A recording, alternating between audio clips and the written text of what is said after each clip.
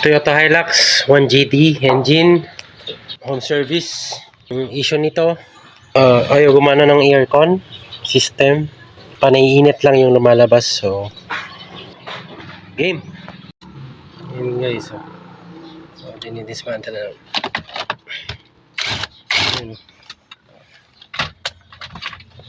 Kasama ko yan.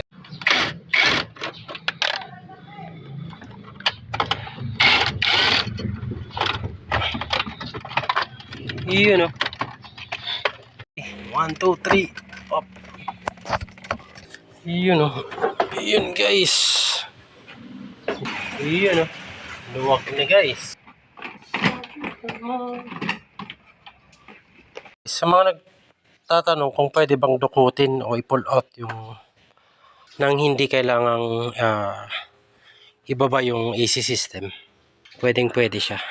Ang sira nito is itong servo motor na to. So kailangan pang baklasin yung kanyang blower. May airbox assembly para lang ma-access natin, matanggal ito. So stock up na to.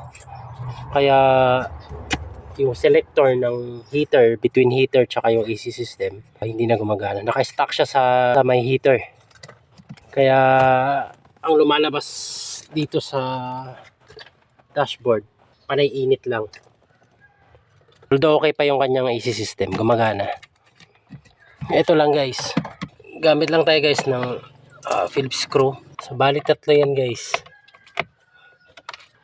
servo motor na to. At ito na guys yung may sira dito. Malit na pyesa to guys. Yan. Sa mga old unit, cable type, cable yung nagsuswitch sa selector. Pero dito guys, motor na siya, motor driven. At may sarili siyang module. Usually nagloloko talaga to guys, sisira. Ayan. So papalitan natin to, then initialize. Yun na yun.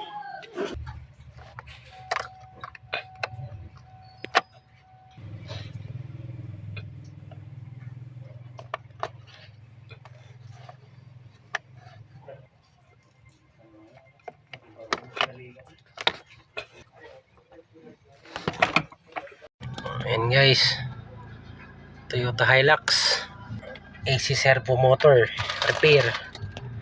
Ayos to, kumakagat na yung lamig.